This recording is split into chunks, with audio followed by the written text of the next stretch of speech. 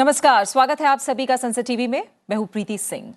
संसद के बजट सत्र का आज 5वां दिन है। आज से बजट सत्र के पहले चरण का जो दूसरा हफ्ता है उसकी शुरुआत हो रही है और सदन की कार्यवाही शुरू होने से पहले हम हाजिर हैं दोनों सदनों में आज होने वाले कामकाज का पूरा ब्यौरा लेकर। खास कार्यक्रम संसद में आज के साथ आपको बताएंगे दोनों सदनों के एजेंडे में कौन से महत्वपूर्ण कामकाज हैं जो लिस्टेड हैं। ये भी दिखाएंगे कि किन संसदीय समितियों की रिपोर्ट रखी जानी है, प्रश्नकाल के दौरान सांसद कौन से अहम सवाल पूछने वाले हैं। इसके अलावा दोनों सदनों में आज सत्ता पक्ष और विपक्ष की क्या रणनीति रह सकती है, इस पर भी करेंगे बात। एजेंडे से जुड़ा हर अपडेट देने के लिए संसद भवन परिसर में मौजूद है हमारे संवाददाता मोहम्मद फातेह टीपू, जो हमें राज्यसभा से संबंधित अपडेट देंगे और लोकसभा से जुड़ी हर जानकारी हम तक पहुंचाएंगे हमारे संवाददाता पवन कुमार शर्मा। स्टूडियो में भी हमारे साथ खास मेहमान जुड़ रहे हैं। लोकसभा से बीजेपी सांसद राजेंद्र अग्रवाल हमारे साथ स्टूडियो में मौजूद हैं। रांझी जी, बहुत बहुत स्वागत और शुक्रिया आपका हमारे साथ जुड़ने के लिए। साथ ही हमारे साथ ऑल इंडिया तृणमूल कांग्रेस के सांसद सुनील कुमार मंडल स्टूडियो में मौजूद हैं। मंडल जी, आपका भी बहुत बहुत स्वागत है। राज्यसभा से बीजेडी सांसद सुजीत कुमार हमारे साथ स्टूडियो में मौजूद है। सुजीत जी, शुक्रिया आपका हमारे साथ जुड़ने के लिए। इसके अलावा वरिष्ठ पत्रकार संजय सिंह हमारे साथ ऑनलाइन जुड़ रहे हैं। संजय जी, आपका भी बहुत बहुत स्वागत और शुक्रिया संसद में आज में जुड़ने के लिए। आज के एजेंडे को लेकर तीनों मेहमानों से विस्तार से चर्चा करेंगे, साथ ही संजय जी से भी उस पर राय जानेंगे। उससे पहले देखते हैं संसद में आज की सुर्खियां। संसद के बजट सत्र का आज 5वां दिन। लोकसभा और राज्यसभा की कार्यसूची में राष्ट्रपति के अभिभाषण पर धन्यवाद प्रस्ताव पर चर्चा होना लिस्टेड।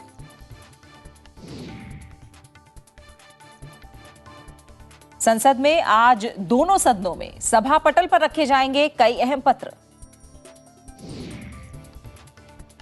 राज्यसभा और लोकसभा में प्रश्नकाल के दौरान विभिन्न मंत्रालयों से संबंधित विभिन्न मुद्दों से जुड़े प्रश्न भी पूछे जाएंगे।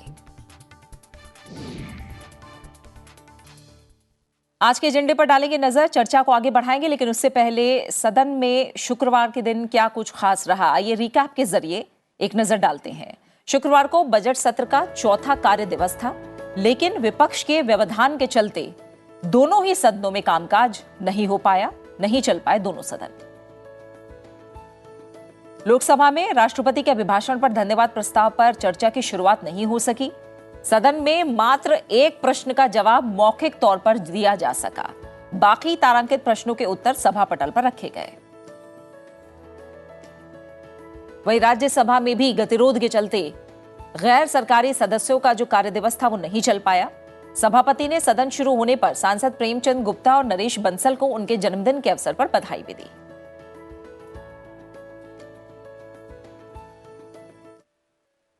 बजट सत्र के दूसरे सप्ताह के पहले दिन लोकसभा की कार्रवाई में आज क्या कुछ खास रहने वाला है, ये आपको बता देते हैं। राष्ट्रपति के अभिभाषण पर लोकसभा में धन्यवाद प्रस्ताव पर चर्चा होना आज लिस्टेड है। सांसद चंद्र प्रकाश जोशी चर्चा की शुरुआत का प्रस्ताव करेंगे। सांसद उदय प्रताप सिंह प्रस्ताव का समर्थन करेंगे। साथ ही सदन में प्रश्नकाल के दौरान तमाम अहम प्रश्न हैं जो आज लिस्टेड हैं, पूछे जाने हैं। मुख्य तौर पर राष्ट्रपति के अभिभाषण पर धन्यवाद प्रस्ताव पर चर्चा होना लिस्टेड है। कई अहम पत्र सभा पटल पर आज रखे जाने हैं और नियम 377 के अधीन लोकहित से जुड़े मुद्दों पर चर्चा होना भी सूचीबद्ध है। पवन कुमार शर्मा मेरे सहयोगी इस समय संसद भवन परिसर से जुड़े हुए, उनसे हम अपडेट लेंगे। पवन, फिलहाल क्या अपडेट मिल रहा है? शुक्रवार को हमने देखा पूरा जो कार्य दिवस रहा वो गतिरोध की भेंट चढ़ गया। आज भी कुछ बैठक होनी थी, क्या अपडेट जगह जगह से मिल रहे हैं, पहले बताइए आप। प्रीति, उम्मीद पे सारी दुनिया टिकी है और उम्मीद ये है कि आज जो राष्ट्रपति का अभिभाषण हुआ था उस पर धन्यवाद प्रस्ताव पर चर्चा शुरू हो जाएगी और सभी राजनीतिक दल भी ये चाहते हैं कि ये चर्चा शुरू हो, पर व्यवधान है विपक्ष की तरफ से। हम सभी जानते हैं कि जो अडानी ग्रुप वाला मामला है उसको लेकर और जो निवेशक हैं जिन्होंने एसबीआई में लगाया है, चाहे एलआईसी में सारी चीज़ें हैं, या जो कर्ज दिया गया है अडानी ग्रुप को, उसको लेकर विपक्ष की तरफ से मांग है कि जेपीसी की मांग है, उनके ज्वाइंट पार्लियामेंट्री कमेटी बिठा दिया है और इस पूरे मामले की जांच हो जाए।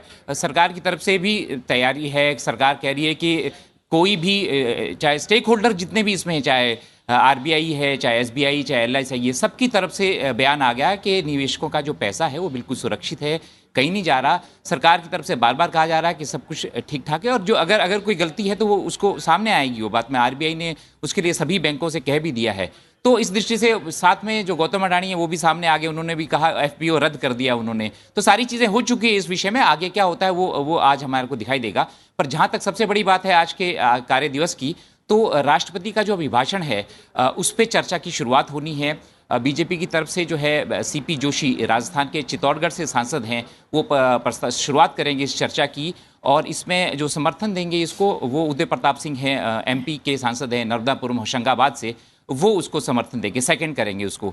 तो ये खास बात प्रीति इसमें ये भी है कि दोनों ही जो सांसद हैं, एक राजस्थान से संबंध रखते हैं, एक मध्य प्रदेश से संबंध रखते हैं। 9 राज्यों के चुनाव होने इस वर्ष, तो पार्टी की तरफ से, सरकार की तरफ से ये रहता है कि उस ध्यान उस राज्य की तरफ जरूर जाए। तो ये हमें इंगित कर रहा है इस दिशा में।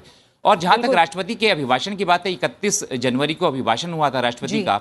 राष्ट्रपति के अभिभाषण जो मूल मुद्दा था प्रीति, उसमें वो ये था कि अगले 25 वर्षों का रोड मैप सरकार ने सामने रखा। भारत जो है 2047 तक, जब आजादी के 100 वर्ष भारत के हो, तो वो विकासशील देश से विकसित देश की तरफ जाए, और इस दिशा में हमारी इकोनॉमी जा रही है।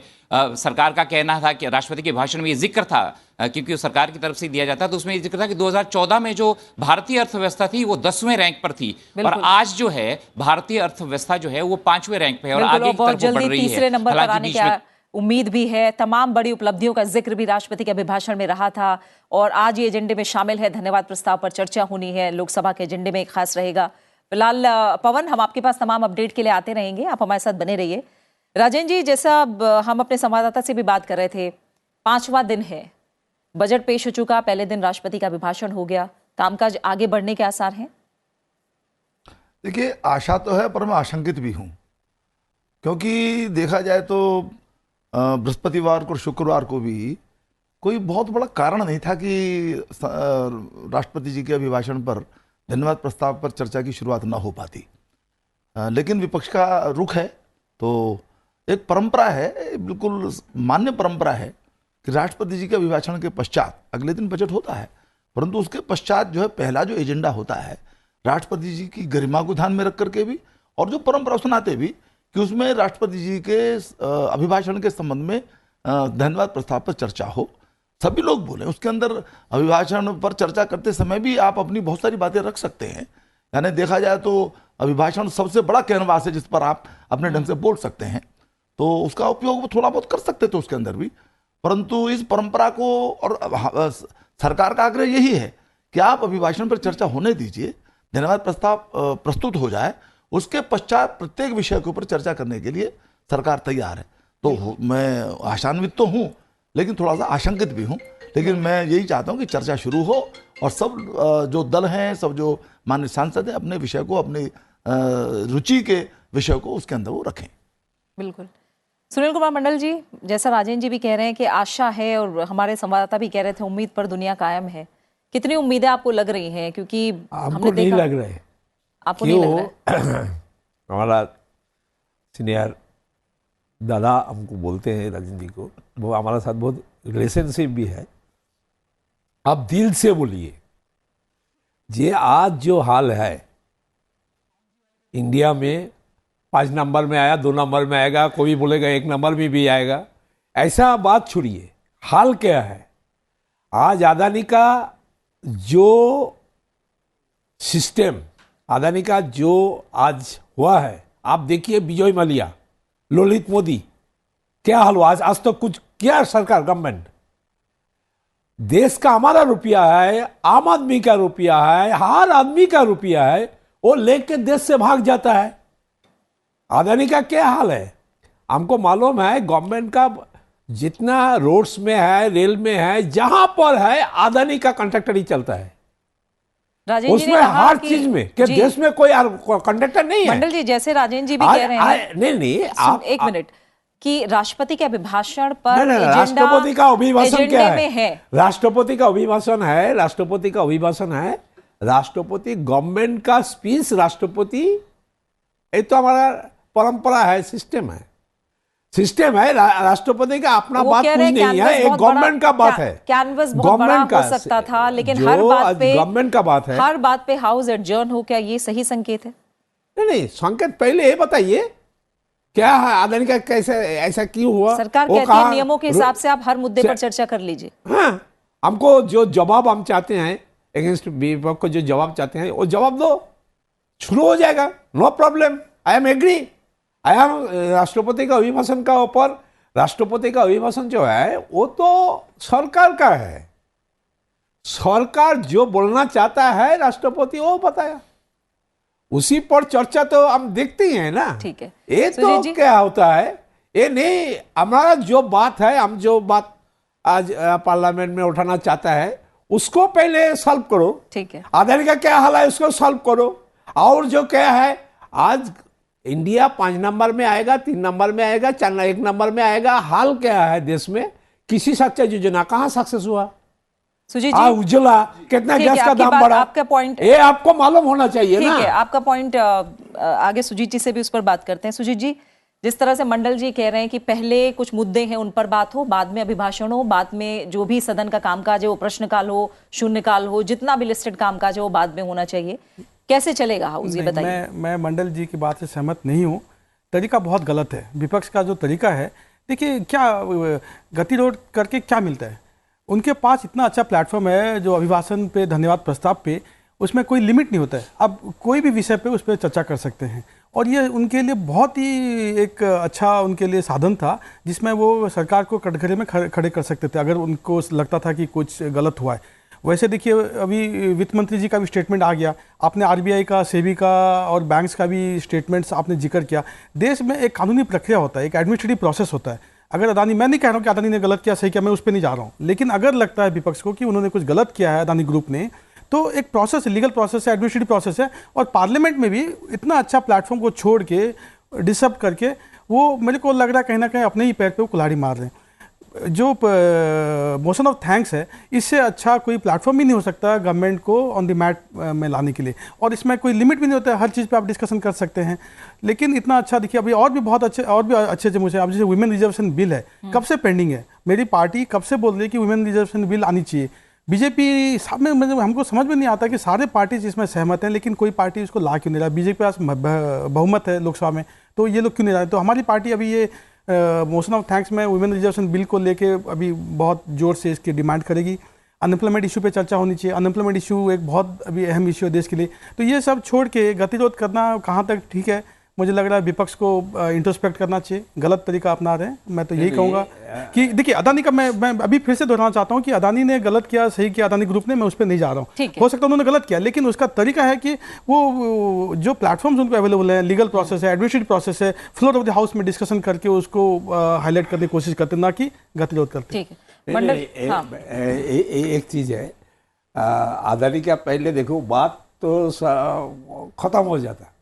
आज कितना बृहस्पतिवार शुक्रवार से आज तक नहीं हो, आज भी नहीं होगा ऐसा मालूम है। लेकिन नहीं, एक बात है, नहीं मंडल एक जी, दिन, बात ये एक दिन बृहस्पतिवार, एक दिन हमको विरोधी पक्ष को बात मौका देता तो, बात ये भी है कि मौका देता जैसा तो राजेंद्र जी ने भी कहा शुक्रवार भी कि हो क्या जाता। ये एक परंपरा सी नहीं बन ऐसा- गई है, क्या ये एक परंपरा सी नहीं बनती जा रही है कि हर बार अरे, सत्र शुरू हो रहा है आप जो और किसी देखो, ना किसी मुद्दे पर गतिरोध हो रहा है। पार्लियामेंट में सरकार का, गवर्नमेंट का एक नंबर दोस्त है विरोधी, विपक्ष का एक नंबर दोस्त है। क्यों? वो जो गलत करेगा वो गलत उसको आप लोग दिखा चर्चा देंगे। में ये बात संसद के अंदर रख सकते हैं अगर नियमों के मुताबिक कामकाज हो। संजय जी क्या जवाब देंगे आप इस पर? हम जानते हैं कि जो राष्ट्रपति का अभिभाषण है संसदीय प्रक्रिया का एक अहम हिस्सा है। पूरे बजट सत्र की शुरुआत एक संयुक्त बैठक के साथ होती है और जिस तरह से यहाँ कुछ मेहमान भी कह रहे हैं, राजेंद्र जी ने भी कहा, सुजीत जी ने भी कहा कि आप चाहें तो जो तमाम मुद्दे हैं वो इतना ब्रॉड कैनवस देता है कि आप उन मुद्दों को शामिल कर सकते हैं राष्ट्रपति के अभिभाषण में चर्चा के दौरान।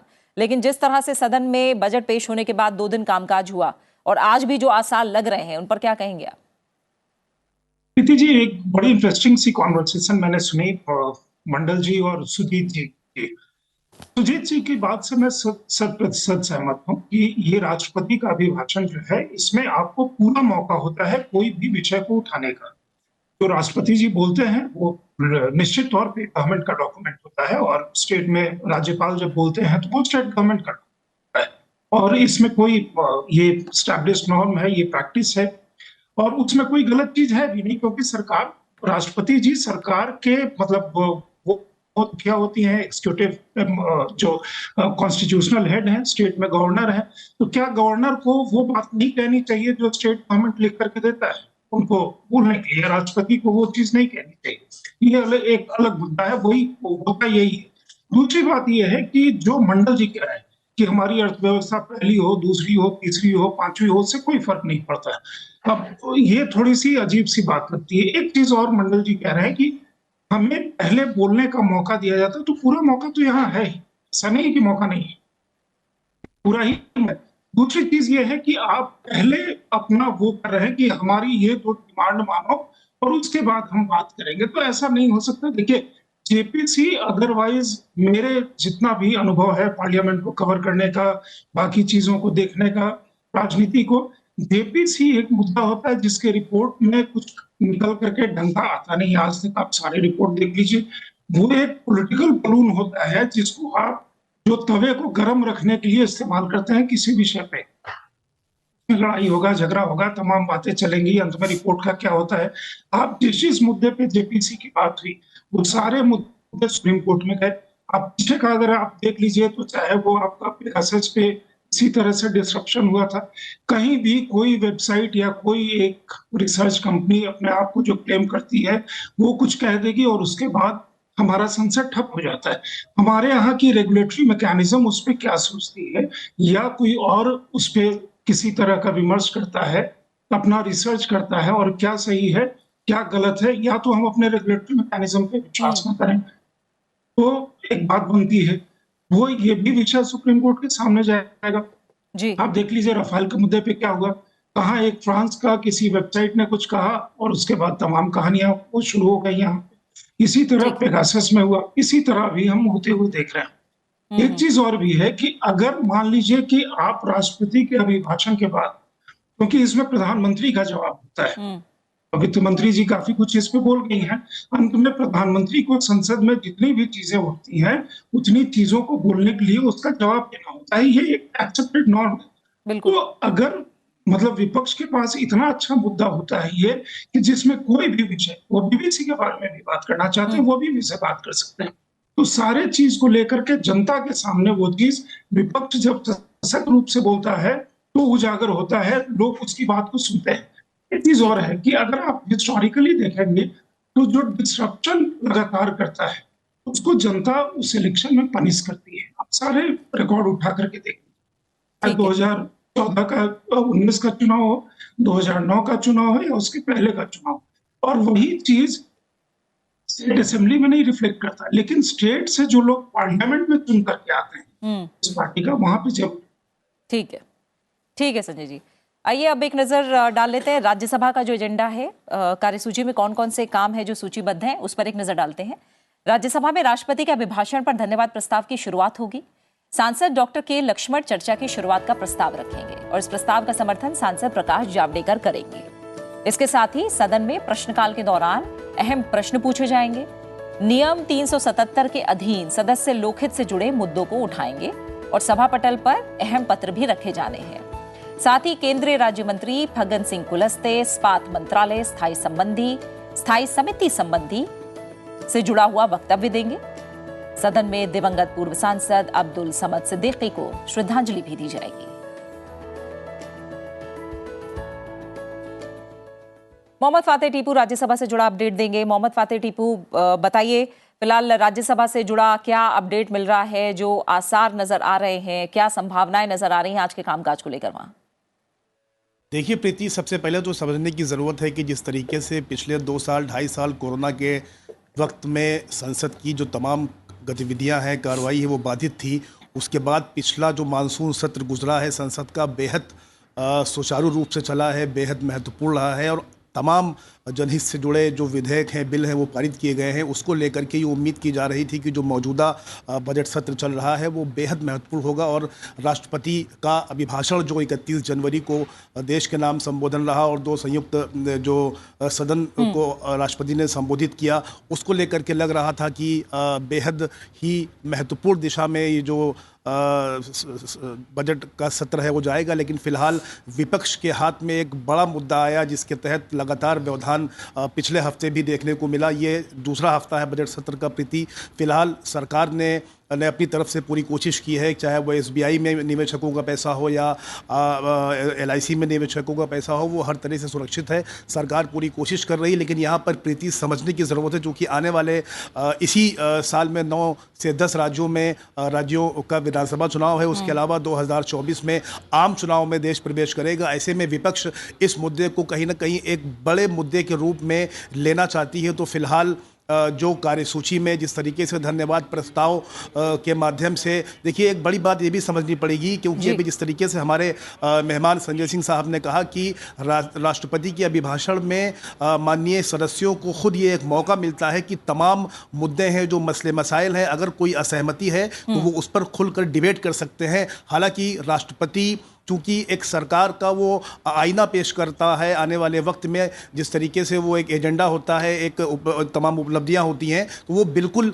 ये अधिकार होता है तमाम सांसदों को कि वो यहाँ पर तमाम जो मुद्दे हैं उस पर वो डिबेट कर सकते हैं। इसके लिए किसी व्यवधान की ज़रूरत नहीं है। लेकिन फिलहाल इसमें ये भी जोड़ना महत्वपूर्ण होगा प्रीति कि 2 स्थितियों में संविधान का आर्टिकल जो 87 है, वो 2 स्थितियों में राष्ट्रपति के अभिभाषण की इजाज़त देता है। एक तो बजट की शुरुआत में, दूसरा आम चुनाव के बाद में जब पहली बैठक होती है। तो ऐसे में बेहद महत्वपूर्ण सत्र है। माना जा रहा है कि आज कुछ कामकाज सदन में हो सकता है। फिलहाल प्रीति ये देखने की बात होगी। बिल्कुल बिल्कुल। मोहम्मद फातेह टीपू, आपके पास हम तमाम अपडेट के लिए आएंगे।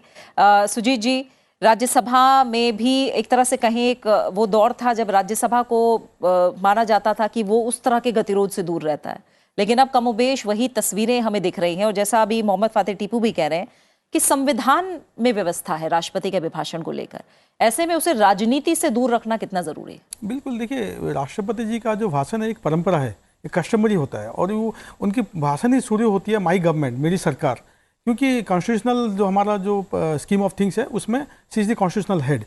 तो उनकी भाषण तो कम से कम राजनीति नहीं होनी चाहिए। उनके भाषण पे, उनकी जो भाषण पे जो मोशन ऑफ थैंक्स है, इस पे राजनीति करना और इसको गतिरोध करना मेरे को तो ठीक नहीं लग रहा है। और दुख की बात है कि ये विपक्ष इसको एक राजनीतिकरण कर रही है। ठीक है, उनका मांग है कि उस पर बहस होनी चाहिए अदानी इशू पे, तो उसके लिए एक बहुत अच्छा मौका है। ये तो सबसे अच्छा मौका है, क्योंकि इसमें तो आप किसी भी विषय पे बोल सकते हैं, जैसे मैंने कहा। फिर दूसरी बात है, जैसे देखिए 0 आवर क्वेश्चन आवर, ये भी डिसेप्ट हो जा रहा है। कितने अच्छे अच्छे मुद्दे हैं। आज देखिए आप 0 आवर देखिए, MSME इश्यूज़ पे बात है। आज क्वेश्चन आवर में MSME पे है, जल शक्ति पे है। 0 आवर में फाइनेंशियल इंक्लूजन पे, H1B वीसा, जो हमारे जो इंजीनियर्स, IT इंजीनियर्स, उनको 2 साल 3 साल का देरी हो रहा वीसा मिलने में, इस पे है। कितने अच्छे अच्छे मुद्दे हैं। जो 8th शेड्यूल ऑफ कॉन्स्टिट्यूशन में जो ट्राइबल लैंग्वेजेस है, तो ये सब विषय को छोड़ के हम लोग डिसेप्ट करेंगे, मुझे तो लग नहीं रहा है कि ये हमारी जो डेमोक्रेसी के लिए हेल्दी है। और मैं तो यही उम्मीद रखूंगा, यही आग्रह रखूंगा विपक्ष दलों से। देखिए हम भी विपक्ष से हैं, लेकिन मैं हमेशा कहता हूं कि हम सरकार की जो अच्छे काम है उसका सराहना भी करते हैं। देश हित में जो होता है, जनहित में तो जो होता है, उसका बिल्कुल हम लोग सपोर्ट करते हैं। लेकिन जहां हमें लगता है, देखिए महंगाई को लेके, बेरोजगारी को लेके हम खूब सरकार से नाखुश हैं, और इस पे हम लोग चर्चा की मांग कर रहे हैं। इस पे वुमेन रिजर्वेशन बिल पे मांग कर रहे हैं। लेकिन मतलब इश्यू बेस्ड हम लोग का ऑपोजिशन रहता है। ऐसा नहीं कि बस एक ऑपोजिशन पार्टी में है करके हम लोग कुछ भी ऑपोज करें, ऐसा ये गलत तरीका है। ठीक है राजेंद्र जी, क्या रणनीति रहेगी, अब कैसे चलेगा? नहीं, हम तो चाहते हैं कि सत्र चले। माननीय प्रधानमंत्री जी सदैव की बात ही, इस बार भी उन्होंने प्रार्थना की, मैंने अनुरोध किया, उन्होंने बड़ा प्यारा शब्द प्रयोग किया कि ठीक है तकरार भी होगी लेकिन तकरीर भी होनी चाहिए, और ये ठीक ही बात है। कहा भी कि समय अमृत काल का है, G20 की अध्यक्षता है, बहुत महत्वपूर्ण ये वास्तव में। देखिए हम सब जानते हैं कि वर्ष की भी शुरुआत, फाइनेंशियल ईयर भी हो चाहे पहला सत्र साल का ये बजट सत्र ही होता है, हर प्रकार से बहुत ही विशेष महत्व का ये सत्र होता है। और सब बात जानते हैं, संवैधानिक प्रमुख हमारी राष्ट्रपति जी होते हैं या होती हैं, वो जो विषय रखते हैं वो किसी, ठीक है सरकार का वो जो पूरा एक नीति पत्र प्रस्तुत करते हैं, परंतु इसके बाद भी वो सरकार से ऊपर हैं, और इसलिए विपक्ष के भी हों, आलोचना भी करेंगे सरकार की, परंतु राष्ट्रपति जी की आलोचना नहीं करते हैं, उनके प्रति धन्यवाद ही देते हैं। ये परंपरा है, इस परंपरा को पालन करना चाहिए। और देखिए हम तो, सरकार ने पूरी कोशिश की है, बराबर जो पीठासीन हमारे अधिकारी हैं, हमारे स्पीकर साहब हैं, चेयरमैन राज्यसभा है, वो आग्रह कर रहे हैं। सर्वदलीय बैठकों में विषय निकले हैं। अब सर्वदलीय बैठकों में जो अभी इससे पहले स्पीकर कॉन्फ्रेंस हुई, हमारे स्पीकर महोदय ने इस बात का कई बार उल्लेख किया वहां सर्वसम्मति से सभी ने ये बात कही कि भी प्रश्नकाल को कभी भी डिस्टर्ब नहीं होने देना चाहिए, क्योंकि प्रश्नकाल इतना महत्वपूर्ण एक विधा है संसद की, जिसमें सरकार को घेरा भी जाता है, सरकार को जवाबदेह भी बनाया जाता है, और सरकार से बड़े महत्वपूर्ण प्रश्नों के ऊपर जवाब उनसे लिए जाते हैं। और वो देखा जाए तो विपक्ष के लिए तो खासतौर से प्रश्नकाल बहुत अधिक महत्वपूर्ण है।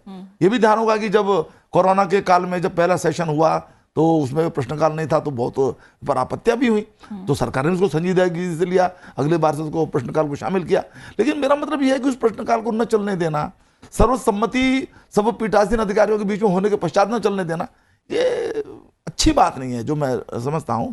और सब बड़े नेता हैं, अनुभवी नेता हैं, उनको आज बैठ करके फैसला करें कि ठीक है अब हम चर्चा शुरू करेंगे, और जो एक बार अभिभाषण पर धन्यवाद देने के पश्चात फिर जो भी विषय हमको उठाना वो उठाएंगे उनको। बिल्कुल।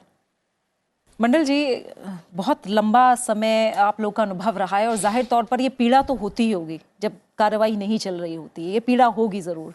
कैसे किया जाए? इश्यू बेस्ड, जैसे सुजीत जी ने कहा कि इश्यू बेस्ड चीजें उठाना सही है। जेपीसी को लेकर जो हिस्ट्री रही है, एक मिनट मेरी बात सुन लीजिए। जेपीसी को लेकर जो हिस्ट्री रही है, संजय जी ने बताया, जनता में जो संदेश जाता है गतिरोध का, वो नकारात्मक ही जाता है विपक्ष के लिए।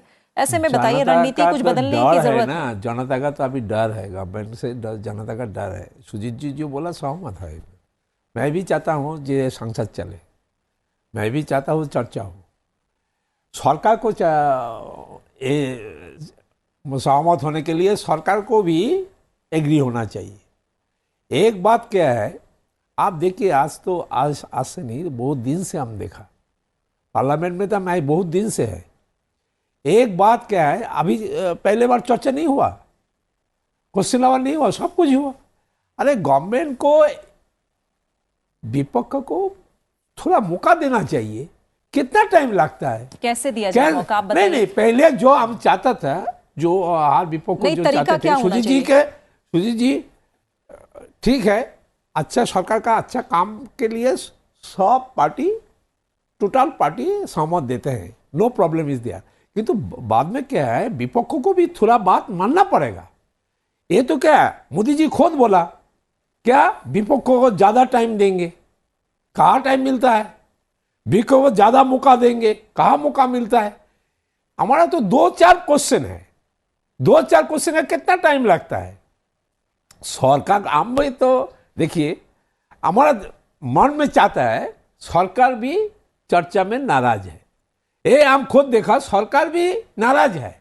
सरकार ऐसा करके उसको मालूम है विपक्ष को ऐसा हल करेगा, विपक्ष को बात करने के लिए तैयार होगा, वो हंगामा करेगा, इसी हंगामा का सुजोग में हम चर्चा बंद कर देगा। ये तो गवर्नमेंट का भी थोड़ा मौका है, हम मौका हम भी दे रहा है इसको। सुजीत जी जवाब ये तो क्या है, बताइए सुजीत जी। आज देश में क्या हाल हुआ है? हाँ, देश में, देश का जो हमारा देखिए, लेकिन आपने कहा 2-4 हमारा सवाल है, आपके 2 सवाल के लिए जो इतनी लंबी फहरिस्त प्रश्नकाल के सवालों की है, उसका क्या होगा सुजीत जी? हम तो पहले देखा, उसको आज तक कुछ नहीं हुआ, बहुत कुछ है, सरकार बोला कुछ हुआ है। देखिए, राष्ट्रपति का बात से हम नाराज नहीं है, राष्ट्रपति का मैं मानता हूँ, हमारा देश का प्रधान है, सब कुछ ठीक है। अरे हमारा बात भी थोड़ा मानो, हमारा बात मान के सॉल्व करके काम शुरू कर दो। देखिए, लोकसभा की तो मुझे जानकारी कम है, लेकिन राज्यसभा में मैं कम से कम कह सकता हूं, अभी धनखड़ जी चेयरमैन राज्यसभा हैं, ये सारे पार्टीज को और सब मेंबर को जितना समय चाहिए दे रहे हैं। ये अभी पिछले सेशन में भी देखने को मिला था, जितना भी समय डिस्कशन के लिए चाहिए दे रहे हैं, मतलब जितना भी हो पा रहा है वो कर रहे हैं। तो समय नहीं मिल रहा है, ये कहना मेरे को लग रहा है राज्यसभा में तो कम से कम ये ऐसा नहीं हो रहा है। और दूसरी बात है, जैसे राजेंद्र जी ने बताया, आप क्वेश्चन आवर जीरो आवर को क्यों डिस्टर्ब कर रहे हैं? ठीक है, समय तो क्वेश्चन आवर जीरो आवर में तो किसी के हाथ में नहीं है, वो तो लॉटरी होता है या फिर आपके एक प्रोसेस होता है उसको सिलेक्ट करने का। देखिए, हम लोग के जो डेमोक्रेसी में executive accountability to the legislature, ये एक बहुत ही अहम हम लोग का एक जो ये है स्ट्रक्चर है, इसको हम लोग डायल्यूट कर दे रहे हैं जब क्वेश्चन आवर नहीं हो रहा है।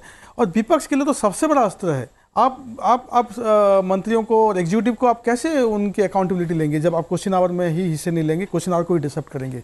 तो ठीक है, अब अगर बहस भी आपको डिस्टर्ब भी करना है या फिर कुछ शोर शराबा हंगामा करना ही है तो कम से कम जीरो आवर क्वेश्चन आवर तो नहीं करना चाहिए। इस पर तो हर पार्टी का सहमत भी है, और जैसे राजेंद्र जी ने भी बताया कि अभी स्पीकर्स कॉन्फ्रेंस में भी ये सहमति बनी है। उसके बावजूद भी अगर ये हो रहा है, क्योंकि हम लोग जब सदन में आते हैं बहुत उम्मीद रहती है लोगों की, हमारे कॉन्स्टिट्यूएंसी की, हमारे राज्य के लोगों की बहुत उम्मीदें रहती है कि सांसद गए हैं, हमारे संसद गए हैं, हमारे राज्य के विषय पे, कॉन्स्टिट्यूएंसी के विषय के लोगों के विषय को उठाएंगे वहाँ पे। और हम लोग जो, मैं तो फर्स्ट टाइम एमपी हूँ, तो हम लोग के लिए यही सबसे बड़ा एक मौका होता है अपने कॉन्स्टिट्यूएंसी के बारे में बात करने के, स्टेट के बारे में बात करने के। वो भी चला जाता है तो बहुत दुख होता है हमको। बिल्कुल। संजय जी, जो बात अभी सुनील जी ने कही, सुजीत जी ने कही, राजेंद्र जी ने कही, दूसरे दौर में भी वो भी आपने सुनी, और सही बात है कि जो प्रश्नकाल और शून्यकाल का समय है, तमाम सांसद बहुत तैयारी के साथ आते हैं कि आज उन्हें बोलने का मौका मिलेगा, अपने मुद्दों को उठाने का मौका मिलेगा, प्रश्न पूछने का सीधे सीधे मौका मिलेगा। उसका इस तरह से वॉश आउट होना और बिल्कुल कार्रवाई ना चलना, ये कितना, मैं कहूंगी कि नकारात्मक संदेश है। और जिस तरह से चेयर लगातार कंसर्न उठा रहा है, एडजर्नमेंट मोशन को लेकर, कार्यस्थगन प्रस्ताव को लेकर लगातार ये बात कही जा रही है कि हर बार, हर दिन लंबी फेहरिस्त होती है जो इस नियम के तहत एक तरह से कहीं ना कहीं कामकाज को रोकने की कोशिश की जाती है। इस पर भी लगातार चिंता जताई जा रही है। लेकिन पीठासीन अधिकारी के सम्मेलन की बात कही गई है, उसमें भी एक मंथन होता है कि काम होगा, ठीक है, जो तमाम पीठासीन अधिकारी हैं वो मिलकर ये माहौल बनाने की कोशिश करते हैं, संदेश देने की कोशिश करते हैं कि जो संसद है और जो विधानसभा है वो सुचारू रूप से काम करें। लेकिन हर बार इस तरह से शुरुआत। देखिए प्रीति, इसके दो है। एक तो पहलू जो है प्रश्नकाल और जो शून्यकाल, मैं ये मानता हूं कि ये इंडिविजुअल सांसद के एम्पावरमेंट से जुड़ा हुआ है। इसलिए कि प्रश्नकाल में सांसद जो है वो प्रश्न पूछते हैं और उनको हर तरह के प्रश्न, तीखे प्रश्न और उसकी सप्लीमेंट्री पूछने का अधिकार है। संसद वो प्रश्न के लिए सरकार के अंदर से कितनी तैयारी होती है, कोई भी व्यक्ति जो मतलब उन जगहों पे जाता है उसे ये समझ होती है कि कितनी तैयारी की जाती है। अब ये भी देखते हैं कि बहुत सारी चीजें जो सवाल पूछे गए हैं उससे मीडिया में और उसका रेफरेंस बहुत बाद तक आता है, और बड़े सारे सवाल होते हैं और बड़े कम लोगों को वो लॉटरी के माध्यम से वो मौका मिलता है। ये एक बहुत बड़ी पहली बात जिसको जो सांसद का एम्पावरमेंट है वो चला जाता है। होने का कैसा विषय है जो अगेन मैं कहता हूं कि सांसद का, जिसका जिक्र सुजीत जी कह रहे थे कि या मंडल जी भी अपने क्षेत्र में जाते हैं, जब वो शून्यकाल में कोई विषय को उठाते हैं तो मैंने देखा है कि सांसद जब अपने क्षेत्र में जाते हैं तो बड़े गर्व से वो बताते हैं कि हमने आपके लिए ये विषय उठाए, वो पूरे हुए कि नहीं हुए, क्योंकि सरकार को उसको उस पर नोट लेना होता है जो संसद में विषय उठाए जाते हैं और फिर उसकी जानकारी देना। तो ये एक एम्पावरमेंट का जो टूल है सांसद के पास, जो सामान्य वो है, क्योंकि देखिए ये फैसला जो होता है कि संसद काल को ठप करो, प्रश्नकाल ठप करो, तो शून्यकाल ठप करो या उसके ऊपर ठप करो, ये सांसद का निर्णय नहीं होता। ये उस पार्टी की जो लीडरशिप होगी, जैसे जानते हैं कि वो इस तरह के निर्णय कहाँ से होते हैं, इसमें सांसद, जो ऑर्डिनरी सांसद, जो सामान्य सांसद हैं, उनकी भूमिका मेरे ख्याल में, जितना मुझे समझ है, उसमें उनकी भूमिका नहीं होती, वो नेतृत्व की भूमिका होती है और सांसद फिर उसी हिसाब से एक्ट करते हैं। लेकिन जब ये लंबा चलने लगता है, 1-2 दिन तक तो ठीक है, लेकिन जब ये लंबा चलने लगता है तो वो एक एंग्विच होता है। दूसरी चीज ये है कि अगर मान लीजिए आप अडानी पे आप ठप रहे हैं विषय पे, उसको अगर आप लिंक कर रहे हैं तो नीरव मोदी का इशू हो या विजय माल्या का इशू है, तो किसी को भी समझ में आता है कि ये दो अलग अलग तरह के विषय हैं। फिर ये राज्य जो है जहां बीजेपी की सरकार नहीं है, क्या वहां बिजनेस नहीं है? और एक क्या हम मैसेज देना चाहते हैं कि किसी भी जो इंडस्ट्री या बिजनेस है, अगर उसके प्रॉपर हम किसी भी तरह के रेगुलेटरी मैकेनिज्म या बाकी चीज के गए बगैर हम उसके अगेंस्ट हैं क्या, तो ये भी कई तरह की इससे भाव निकल करके आते हैं। मुझे लगता है कि थोड़ा सोचने की जरूरत है। ये बहुत अहम बात है कि प्रश्नकाल और संसद काल चले।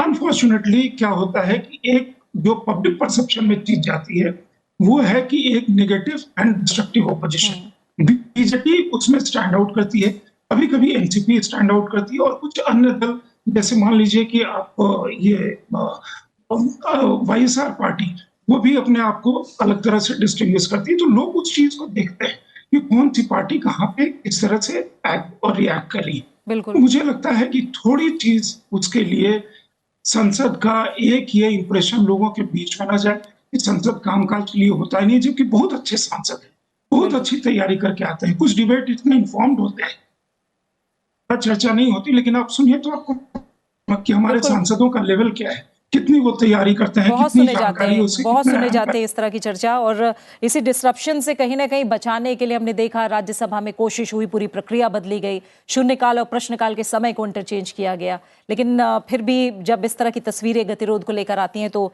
जाहिर तौर पर उससे दुख होता है। प्रश्नकाल की जब हम बात कर रहे हैं तो राजेंद्र अग्रवाल जी का आज प्रश्न है और वो हमारे साथ मौजूद भी हैं। प्रश्नकाल के दौरान आप पर्यटन मंत्रालय से इको टूरिज्म सर्किट के विकास से जुड़ा सवाल पूछेंगे। राजेंद्र जी, क्या है ये सवाल, क्या जानना चाहते हैं? बस इको टूरिज्म का क्या विस्तार है, क्या संभावनाएं हैं, क्योंकि आजकल इस प्रकार की जो विधायक जो आयाम है वो विस्तार पा रहे हैं और ये कुल मिलाकर के टूरिज्म को बढ़ाने की दृष्टि से बड़े महत्वपूर्ण है कि किस प्रकार से पर्यावरण का ध्यान में रख करके उसमें पर्यावरण के संबंध में विषय भी संदेश जाता है और सरकार की योजनाओं की जहाँ जानकारी मिलती है वहीं सरकार को एक प्रकार से उस कार्य को और अधिक बढ़ाने की प्रेरणा भी मिलती है। दोनों प्रकार की बातें होती हैं। क्वेश्चन आवर केवल वन वे नहीं होता है, क्वेश्चन आवर टू वे होता है।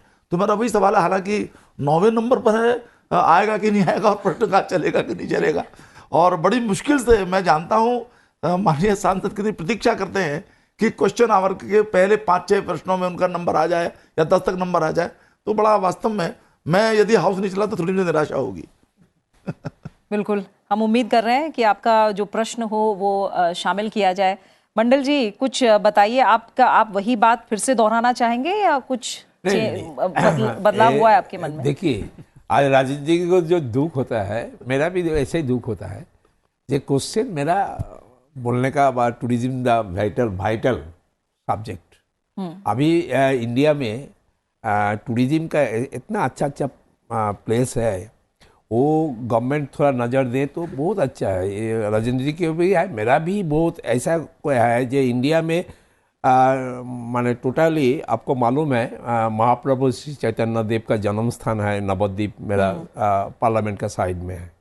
काटवा द फेमस सिटी, इधर बहुत रामायण महाभारत जो ये कि वो उसका घर है वहाँ पर, इसलिए तमाम सर्किट भी बनाए गए हैं। टू कालना 100 शिव मंदिर है, बहुत वाइटल चीज़ है ये। हम मिनिस्टर को भी लिखा, मिनिस्टर के साथ बात भी हुआ, काटवा टू कालना से हमारा बहुत टूरिज्म बन सकता है, हमको थोड़ा मदद करे।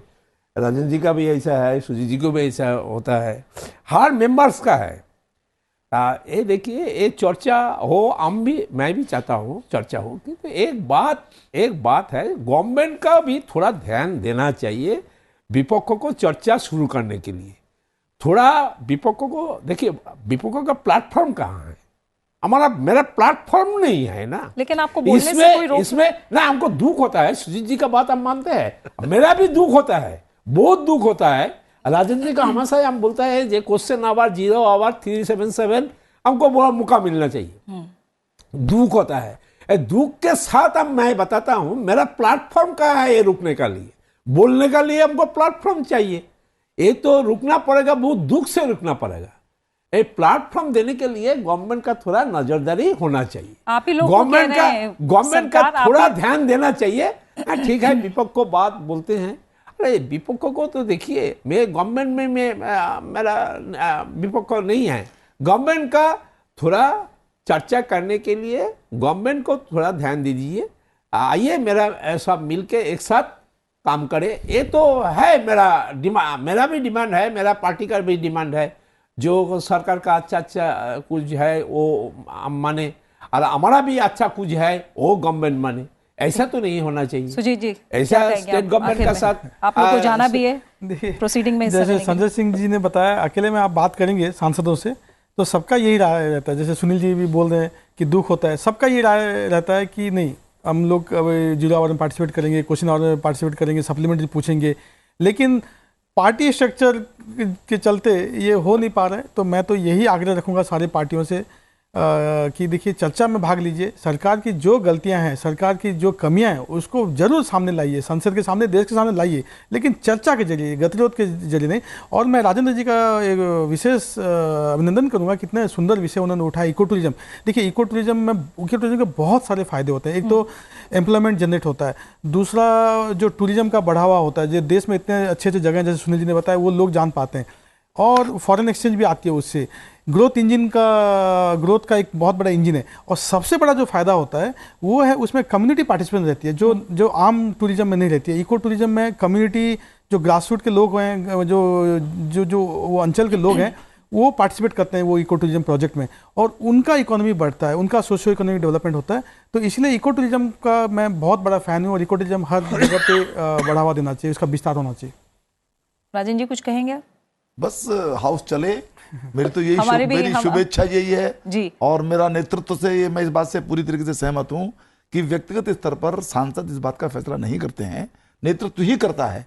मेरा तो नेतृत्व से यह अनुरोध रहेगा कि बैठिए, आप सबके बड़े अनुभव हैं, आप सबने बड़े देश को दिशा दी है, संसदीय परंपरा को समृद्ध किया है, बैठिए, हाउस चलाइए, और सारे सबके विचार वहां पर आए, अच्छा विमर्श हो, और जो आपको सरकार के खिलाफ करना है वो विपक्ष की जिम्मेदारी भी है, कर्तव्य भी है, वो निर्वाह करें। मैं तो यही चाहता हूं। ऐसा ही माहौल जो हमें यहाँ स्टूडियो में जो माहौल देखने को मिल रहा है वो संसद के अंदर भी देखने को मिले। जी मंडल जी, चेयर में बैठते हैं, स्पीकर का चेयर में बैठते हैं, हमारा भी रिक्वेस्ट है ठीक है, इसी तरह बातचीत से रास्ता निकले, यही उम्मीद हम भी कर रहे हैं। बिल्कुल ऐसा ही पार्टिसिपेशन हो, अलग अलग जो राय हैं, जो मत हैं, वो संसद के अंदर चर्चा के दौरान आए, यही उम्मीद हम भी कर रहे हैं। राजेंद्र जी आपका, सुजीत जी आपका, मंडल जी, आप तीनों मेहमानों का बहुत बहुत शुक्रिया मेरे साथ संसद में आज में जुड़ने के लिए। और इस समय आइए हम सीधा पवन कुमार शर्मा मेरे सहयोगी जुड़े हुए, उनका रुख करते हैं। पवन, बस कुछ ही मिनट का समय बचा है, करीब करीब 15 मिनट का समय है कार्रवाई शुरू होने से पहले। बताइए कुछ और अपडेट मिल रहा है क्या? प्रीति, जैसा आपने कहा कि जो क्वेश्चन आवर है, चाहे जीरो आवर है, वो वॉश आउट हो रहा है, पर वॉश आउट कितने बड़े मुद्दे रहने वाले हैं उसमें आज, अगर कार्रवाई चलती है सुचारू रूप से, तो वो आपको बताना चाहूँगा। लोकसभा की बात मैं कर रहा हूँ आपसे। शिक्षा मंत्रालय से संबंधित 6 प्रश्न हैं, पर्यटन मंत्रालय से संबंधित 5 प्रश्न हैं, कल्चर मिनिस्ट्री से 3 प्रश्न हैं, इन्वायरमेंट मिनिस्ट्री से भी 3 प्रश्न हैं। और कौन कौन से इंपॉर्टेंट प्रश्न है प्रीति, वो बताना चाहूँगा। प्लास्टिक पॉल्यूशन से संबंधित प्रश्न है प्रीतम मुंडे का, बीड से सांसद है महाराष्ट्र से।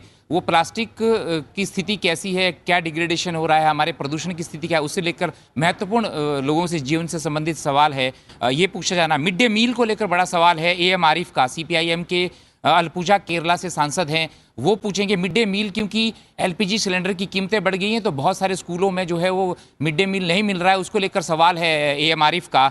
फिर जैसा अभी राजेंद्र अग्रवाल जी ने बताया, development of eco tourism circuit का सवाल है उनका, कि एक स्वदेश दर्शन योजना है, स्कीम है भारत सरकार की, उसके तहत उत्तर प्रदेश में कौन कौन सी चीज़ें डेवलप की जा रही है, वो बड़ा महत्वपूर्ण प्रश्न है। फिर उसके साथ ही PM पोषण, प्रधानमंत्री पोषण शक्ति निर्माण को लेकर डॉक्टर अमोल कोले जो है महाराष्ट्र से सांसद हैं, वो बड़ा इंपॉर्टेंट प्रश्न है। और development of religious places under Prasad योजना, प्रसार योजना के तहत जो है कौन कौन से पर्यटन स्थलों या धार्मिक स्थलों कौन से विकसित किए जा रहे हैं, ये नायब सिंह है, कुरुक्षेत्र से सांसद हैं BJP के, उनका सवाल है। उनका पूछना है कि माता मनसा देवी मंदिर जो है नड़ा साहिब है, और एक आदि बद्री स्थान है हरियाणा में, इनको लेकर प्रसाद योजना के तहत कब काम पूरा हो रहा है, कैसे आगे बढ़ रहा है। वैसे ही प्रसाद योजना से रिलेटेड संबंधी कर्नाटक के संबंध में एक सवाल है कि वहाँ पे टूरिज्म को लेकर कौन कौन से प्रसाद योजना के तहत पर्यटन स्थल विकसित किए जा रहे हैं, धार्मिक स्थल विकसित किए जा रहे हैं। तो बड़ा सीधा रोजगार से जुड़ते हैं सारे प्रश्न प्रीति ये, और बहुत इंपॉर्टेंट चीज है ये जो क्वेश्चन आवर में या शून्यकाल में जो प्रश्न उठाए जाते हैं, जनता के सवाल होते हैं, अगर वो नहीं सामने आते हैं तो सांसद जो है वो तो बुरा मानते हैं, उनको तो अच्छा नहीं लगता, पर जनता जिसके लिए सारा ये लोकतंत्र है उनको भी अच्छा नहीं लगता। और जहां तक राज्यसभा की बात है प्रीति, राज्यसभा में क्वेश्चन आवर बहुत इंपॉर्टेंट रहने वाला है, उसमें जल जीवन मिशन को लेकर आज सवाल रहने वाले हैं। आम आदमी पार्टी के राघव चड्ढा सवाल पूछेंगे, उसमें रसोई गैस की जो कीमतें बढ़ी हैं विपक्ष की तरफ से वो सवाल है, पेट्रोलियम उत्पादों की जो कीमतें बढ़ रही है वो सवाल है। तो सारे के सारे महत्वपूर्ण सवाल है, जनता से सीधे जुड़ते हुए सवाल हैं। तो ये दोनों ही सदनों में जहां तक प्रश्नकाल की बात है बहुत महत्वपूर्ण रहने वाला है प्रीति। बिल्कुल, बहुत बहुत शुक्रिया पवन आपका हमारे साथ जुड़ने के लिए, इस तमाम अपडेट को फिलहाल हम तक पहुंचाने के लिए संसद भवन परिसर से। प्रश्नकाल पर आइए विस्तार से नजर डालते हैं और पहले लोकसभा की बात करेंगे। लोकसभा में जैसा हमारे संवाददाता जानकारी भी दे रहे थे, आज कॉर्पोरेट कार्य, संस्कृति, उत्तर पूर्वी क्षेत्र विकास, शिक्षा, पर्यावरण, वन और जलवायु और वित्त मंत्रालय सहित तमाम अहम मंत्रालय हैं जिनसे जुड़े प्रश्न आज पूछे जाने हैं। सांसद बी मणिक्कम टैगोर श्रम और रोजगार मंत्रालय से ईपीएफओ में पेंशन भोगियों को अवसर देने से जुड़ा प्रश्न करेंगे। सांसद एन रेड्डप्पा शिक्षा मंत्रालय से जवाहर नवोदय विद्यालयों की स्थापना से जुड़ा प्रश्न पूछेंगे। डॉक्टर प्रीतम गोपीनाथ राव मुंडे पर्यावरण, वन और जलवायु मंत्रालय से प्लास्टिक प्रदूषण से जुड़ा सवाल करेंगे। बालाशौरी वल्लभ नेनी वित्त मंत्रालय से आंध्र प्रदेश को जीएसटी की क्षतिपूर्ति से जुड़ा प्रश्न पूछेंगे। सांसद श्री कृष्णा देवरायालू लावू पर्यटन मंत्रालय से आंध्र प्रदेश में सीआईएचएम की स्थापना से जुड़ा सवाल करेंगे। सांसद शंकर लालवानी संस्कृति मंत्रालय से प्राचीन संग्रहालयों का डिजिटलीकरण से संबंधित प्रश्न करेंगे। सांसद एडवोकेट एएमआरएफ शिक्षा मंत्रालय से मध्याह्न भोजन योजना से संबंधित प्रश्न करेंगे। सांसद राजमोहन उन्नीथन शिक्षा मंत्रालय से इग्नू नई दिल्ली और क्षेत्रीय केंद्र का राष्ट्रीय छात्रवृत्ति पोर्टल पर पंजीकरण न होने से जुड़ा सवाल पूछेंगे। सांसद राजेंद्र अग्रवाल पर्यटन मंत्रालय से इको टूरिज्म सर्किट का विकास से संबंधित प्रश्न पूछेंगे।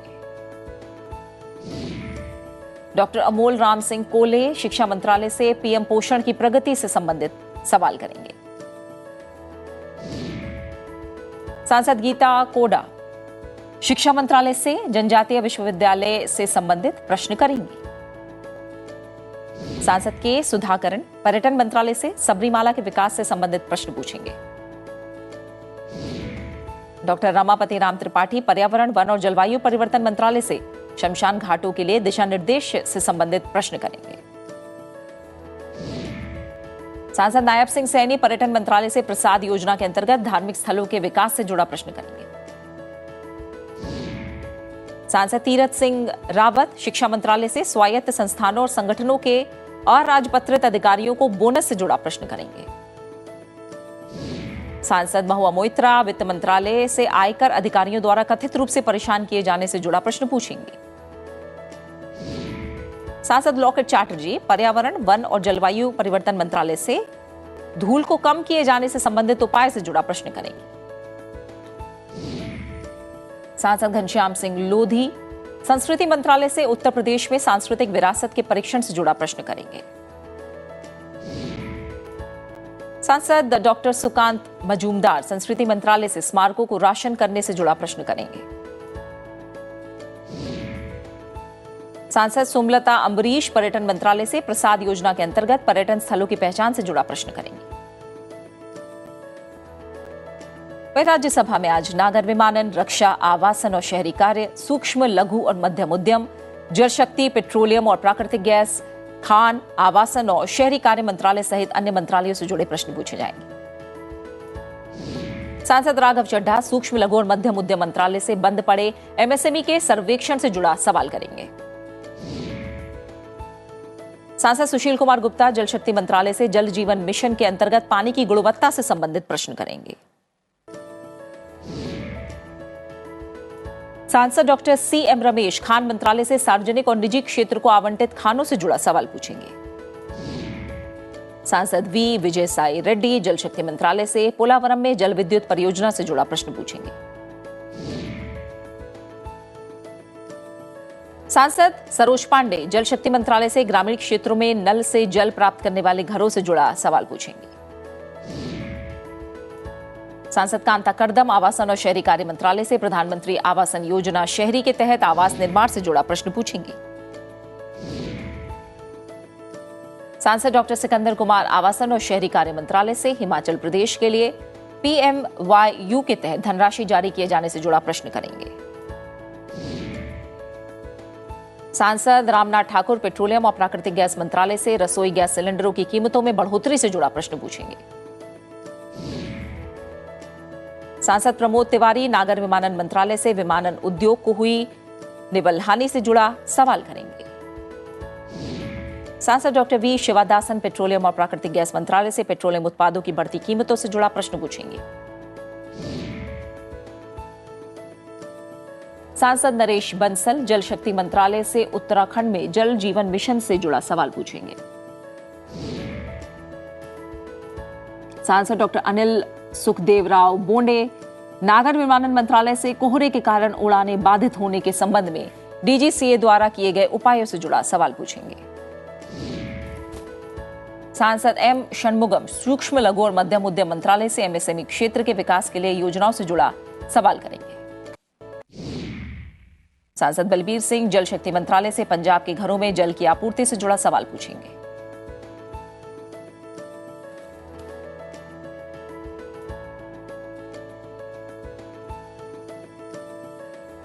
और इसी के साथ फिलहाल संसद में आज में इतना ही। अब से कुछ देर में लोकसभा और राज्यसभा की कार्यवाही शुरू होने जा रही है। संसद टीवी लोकसभा पर आप लोकसभा और संसद टीवी राज्यसभा पर आप राज्यसभा की कार्यवाही का सीधा प्रसारण देख सकते हैं। बने रहिए संसद टीवी के साथ। नमस्कार।